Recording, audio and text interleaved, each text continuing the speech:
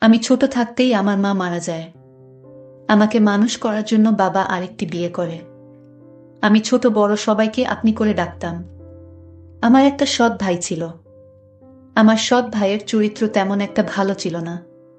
একদিন আমার সৎ ভাই আমাকে তার বন্ধুর বাসায় নিয়ে। তাহলে শুনুন আমার বাস্তব জীবনের গল্পটা। আমার নাম টিনা আক্তার।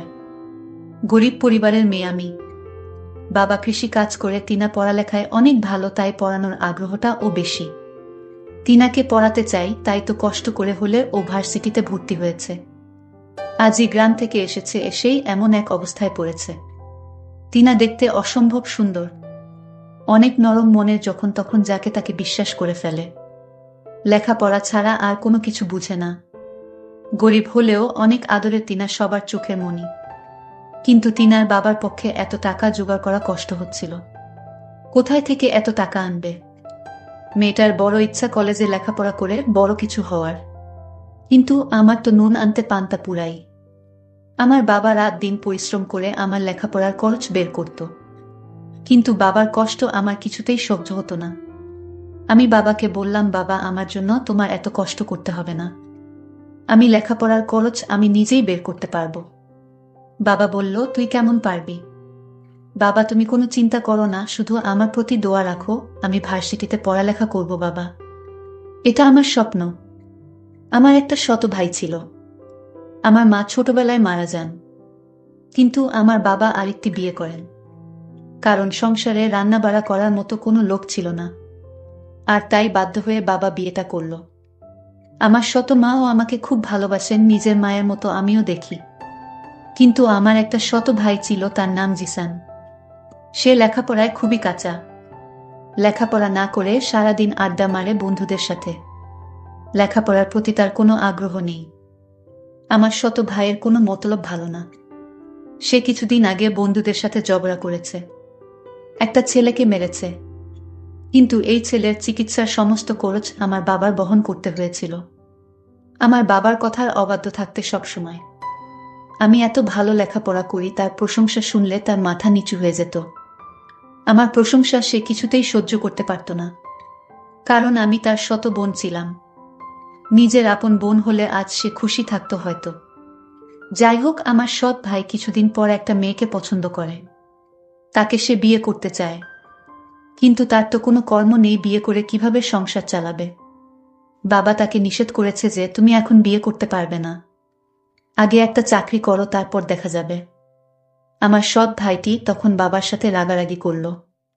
বলল, ওই মেয়েকে না পেলে সে বাঁচবে না, নিজেও মরে যাবে, আর কত কি বলতে লাগলো। আমার ভাই বাবার সাথে রাগ করে বাড়িতে থেকে চলে গেল। একটা বেসরকারি প্রতিষ্ঠানে চাকরি নিল আমার ছোট ভাই। এর মধ্যে মেয়েটির বিয়ে হয়ে যায় অন্য জায়গায়। যার জন্য সে চাকরি নিল তাকেই পেল না। আমি তাকে সান্ত্বনা দিলাম, ভাইয়া, আমি তোমাকে এর চেয়ে ভালো মেয়ে আমার ভাইয়ের জন্য নিয়ে আসব। সে তখন আমায় বলল, আপু, তোরে একটা কথা বলি। আমি বললাম, কি কথা ভাইয়া? জিসান বলল, আমি তোর লেখাপড়ার সমস্ত খরচ আমি দিব। আমি তোর স্বপ্ন পূরণ করব। এই কথাটা শুনে আমার ভালো লেগেছিল। কিন্তু হঠাৎ এত মায়া আমার জন্য কেন হলো, তা নিয়ে আমার মনে কৌতূহলের সৃষ্টি হলো। আমি বললাম, ভাইয়া থাক, তোমার কষ্টের টাকা দিয়ে আমার লেখাপড়া করতে হবে না। ভাইয়া তখন বলল, তাহলে তুই আমাকে পর ভাবিস। আমি তার উত্তরে বলেছিলাম, পর ভাববো কেন, তুমি তো আমার ভাইয়া। কিন্তু আমার খুব স্বপ্ন ছিল কলেজে লেখাপড়া করার। আর তাই রাজি হলাম ভাইয়ার কথায়। ভাইয়া বলল, তুমি রাজি হয়েছ, আমার টাকায় লেখাপড়া করবে। তবে আপু, আমার একটা কথা তোমার শুনতে হবে। আমি বললাম, কি কথা শুনতে হবে? তখন সে বলল, পরে বলবো। তবে আমি যা বলি তাই তোমার শুনতে হবে আপু। আমি বললাম, ঠিক আছে, আগে কলেজে ভর্তি হওয়ার টাকা দাও, তারপর দেখি। তখন আমার ভাইয়া ভার্সিটিতে ভর্তি হওয়ার জন্য টাকা দিল। আমি কলেজে ভর্তি হলাম। আমার এত ভালো লাগছিল, আমি লেখাপড়া করব, ভালো একটা চাকরি করব। আমি ভার্সিটিতে যেদিন প্রথম পা রাখলাম, আমি এত বড় ভার্সিটি দেখে অবাক হয়ে তাকিয়ে দেখছে, আর ভাবছে এত বড় ভার্সিটিতে পড়ব। আমি চারপাশে দেখছে আর খুশি মনে হাঁটছে। কত ছাত্রছাত্রী ঘুরে বেড়াচ্ছে আশেপাশে, বড় বড় বিল্ডিং। রাস্তা দিয়ে হেঁটে যাচ্ছে আর স্বপ্নের রাজ্যের কথা ভেবে চলেছে। একটু পর পর চোখের চশমাটা ঠিক করছে, এটা তিনার একটা অভ্যাস ধরতে গেলে। তিনার ইচ্ছে ছিল এমন বড় ভার্সিটিতে লেখাপড়া করার, আজ তা পূরণ হতে যাচ্ছে, ভাবতেই খুশি লাগছে। হঠাৎ কারো সাথে ঠাস করে করে ধাক্কা খেয়ে নিচে পড়ে গেলাম। স্বপ্নের কথা ভাবতে ভাবতে একটু বেশি অন্যমনস্ক হয়ে গেছিলাম। নিচে পড়ে উপরে তাকাতেও পারলাম না। তার আগেই কেউ ঝড়ের গতিতে আমাকে উঠিয়ে ঠাস করে চর বসিয়ে দিল। আমি অবাক হয়ে সামনের মানুষটার দিকে তাকিয়ে আছি। একটা মেয়েকে দেখলাম, তাকে দেখে মনে হলো কোনো বড়লোক ঘরের মেয়ে। সে আমাকে বলল, তোর তো সাহস কম না, আমাকে ধাক্কা দিস আমাকে। আরো কয়েকটা ছেলে মেয়ে ছুটে এলো মেয়েটার কাছে। সুরমা, কি হয়েছে রে? এই মেয়েটার জন্য আমি পড়ে গেছিলাম, ওর সাহস কি করে হলো আমাকে ধাক্কা দেওয়ায়? কে এই মেয়ে? নতুন মনে হচ্ছে। এই মেয়ে কখন ভার্সিটিতে ভর্তি হলো? সুরমার বন্ধুরা বলল, দাঁড়া, এই মেয়ে নতুন হলে তো ওকে দেখে ছাড়ব। সুরমার বন্ধু রামিম বলল, ঠিক বলেছিস, সুরমার শাস্তিটা ও হয়ে যাবে। কিন্তু রাহুল তো এখনো আসে নাই, ওকে ছাড়াই কি করবি? ও আসলে হবে না, এর আগেই মেয়েটাকে ধাক্কা মেরে ফেলে দেওয়ার শাস্তি দিতে হবে। আমি ওদের কথার কোনো কিছু বুঝতে পারছে না। কি বলছে ওর মাথায় ঢুকছে না। আমি ভাবছি আমাকে কেন মারল? আমি কি ইচ্ছে করে ধাক্কা দিয়েছি? অনেক কষ্ট লাগছে, কিন্তু কিছু বলতে পারছি না, চুপ করে আছি। এই যে মেয়ে, তোমার নাম কি?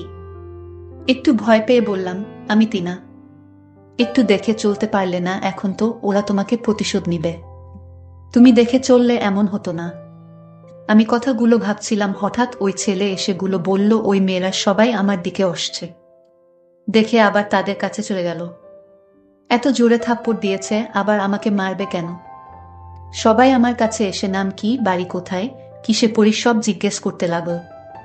তারপর আমাকে গান গাইতে বলল। আমি গান পারি না বলাতে আমাকে কানে ধরিয়ে রেখেছে। এদিকে সিয়াম আজ একটু দেরি করে ভার্সিটিতে এসেছে। এসেই দেখে সবাই ভিড় করে দাঁড়িয়ে আছে। সিয়াম আসার সাথে সাথে সবাই ভিড় কমিয়ে চলে গেল, আর সব মেয়েরা হা করে তাকিয়ে আছে, কারণ সিয়াম হচ্ছে ভার্সিটির সবার সিনিয়র। সব মেয়েরা জয়ের দিকে হা করে তাকিয়ে আছে। সিয়াম গাড়ি থেকে নেমে ওর ফ্রেন্ডদের দিকে যেতে লাগল। এখানে কি হয়েছে, এত ভিড় জমাচ্ছে কেন? আমাকে তখন ছেলেটি জিজ্ঞেস করল, তুমি কে, আর তুমি আমার বান্ধবীকে ধাক্কা মেরে ফেলে দিলে কেন? আমি তাকে বললাম, দেখুন, আমি না দেখে তার সাথে ধাক্কা লেগে গেছে, আর এর শাস্তি হিসেবে আমাকে চড় মারলেন। তাও কি তাদের আমাকে প্রতিশোধ নেওয়ার বাকি আছে? তখন হঠাৎ লক্ষ্য করলাম আমার ভাই আসছে কলেজের দিকে। আমি মনের ভিতর খুব সাহস হচ্ছে, ভাইয়া যখন আসছে, তাহলে ওদের হাত থেকে আমার ভাইয়া আমাকে রক্ষা করবে। কিন্তু আমার ভাইয়ার রূপ দেখে আমি অবাক হয়ে গেলাম। আমার ভাইয়া বলল, সিয়াম আমার বন্ধু, আর বন্ধুর বান্ধবীকে তুমি ধাক্কা দিয়ে মাটিতে ফেলে দেওয়ার কারণে তোমার অনেক শাস্তির বাকি আছে। আমি ভাইয়াকে বললাম, ভাইয়া আমি তোমার বোন, তুমি ওদের পক্ষে কথা বলছো। ভাইয়া তখন বলল, চুপ, কে তোর ভাই? আমি কারো ভাই না। ওর বান্ধবীকে মারার জন্য আজ তোর রেহাই নেই। তোর কত বড় সাহস, তুই আমার বন্ধুর বান্ধবীকে মারলি। এর জন্য তোর মাসুল দিতে হবে। আমার চোখের পানি কিছুতেই আটকাতে পারলাম না। মনে মনে ভাবলাম, আজ যদি সে আমার মায়ের পেটের আপন ভাই হতো, তাহলে কখনো ওদের পক্ষ নিয়ে কথা বলতো না। নিজের বোনের জন্য জীবন দিয়ে দিত, তাও বোনকে বিপদে ফেলে চলে যেত না। আসলে পর কখনো আপন হয় না, হতে পারে সে আমার শত ভাই। সৎ ভাই এরকম আচরণ করবে? আমি তখন কান্না করতে লাগলাম।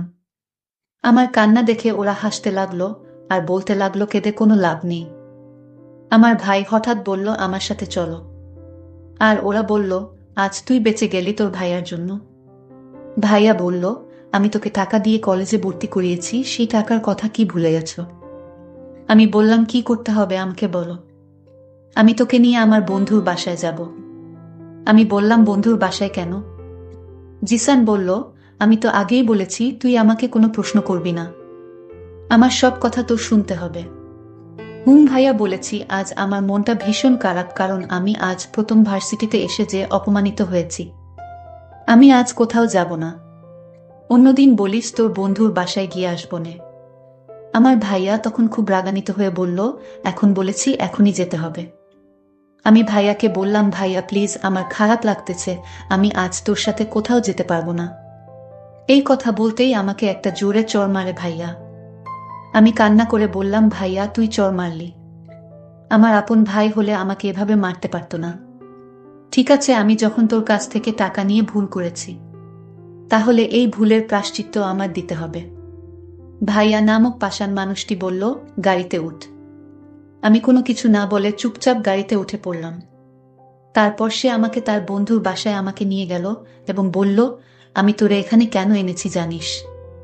আমি বললাম, কেন আনলে এখানে? তখন একটা বয়স্ক লোককে আমাকে দেখিয়ে বলল, ওই লোকটিকে বিয়ে করতে হবে তোর। ভাইয়া বলল, ওই যে মানুষটিকে দেখতে পাচ্ছিস, ওর সাথে তোর বিয়ে দিব। আমি বললাম, এটা কোনো দিন সম্ভব না। ভাইয়াকে বললাম, ভাইয়া আমার একটা পছন্দ আছে, আর সেই পছন্দের উপর তুই জোর চালাতে পারিস না। ভাইয়া তখন বলল, বসে বসে আমার বাবার সব টাকা শেষ করেছিস তুই। আমার বাবা আমাকে তেমন একটা ভালোবাসে না, শুধু তোর জন্য। আর তাই তোকে আর সহ্য হচ্ছে না। তোর জন্য আমি বাবা আমার প্রতি তেমন নজর রাখে না, ভালোবাসে না, শুধু তোর কথা ভাবে। তাই আমি মনে মনে ভেবেছি তোকে ওই লোকটার সাথে বিয়ে দিয়ে দিব। লোকটা অনেক টাকার মালিক। একটু বয়স বেশি, আর কি? বয়স বেশি হলে সমস্যা কি? আর আমি ওই লোকটার কাছ থেকে টাকা নিয়ে তোরে কলেজে ভর্তি করিয়েছি। আমিও অনেকদিন যাবত তার কাছ থেকে টাকা নিয়ে চলেছি। আমি তখন ভাইয়াকে বললাম, এই লোকের সাথে আমার বিয়ে দিলে আমার জীবনটা শেষ হয়ে যাবে। ভাইয়া প্লিজ। ভাইয়া তখন বলল, আমি কোনো চাকরি করিনি। চাকরি আমার মিথ্যা বানানো নাটক ছিল। আমি তখন আমার ভাইকে একটা থাপ্পড় মেরে বললাম, এই তোর প্ল্যান ছিল। আমি কোনো মতে এখান থেকে পালিয়ে আসলাম। বাবার কাছে কান্না করে সব বলে দিলাম। বাবা তখন আমায় সান্ত্বনা দিয়ে বলল, আজ তোর মা বেঁচে থাকলে এমনটা হতো না। তোর ভাই টাকার কাছে বিক্রি হয়ে গিয়েছে। যে ভাই টাকার লোভে পড়ে নিজের বোনকে একটা বয়স্ক লোকের সাথে বিয়ে দিতে চায়, সে তো ভাই না। তোর ভাই নিজের স্বার্থের জন্য তোকে কলেজে ভর্তি করলো। ও দিন দিন ও আরো অভদ্র হয়ে যাচ্ছে। আমি বাবাকে বললাম, বাবা তুমি ওকে এখন কিছু বলো না। ওকে ভালো করার দায়িত্বটা আমার হাতে তুলে দাও। ওকে কিভাবে ভালো করতে হবে তা আমার জানা আছে। আজ যদি আমি ওর আপন বোন হতাম, তাহলে আমার সাথে এই নাটকটা করতে পারত না। বন্ধুরা, সময়ের স্বল্পতার কারণে আজকের গল্পটি শেষ করতে পারিনি, এই জন্য সবার কাছে আন্তরিকভাবে দুঃখিত। এর পরের পার্ট আগামীকাল আপলোড দেওয়া হবে। সেই পর্যন্ত সবাই ভালো থাকবেন। ধন্যবাদ।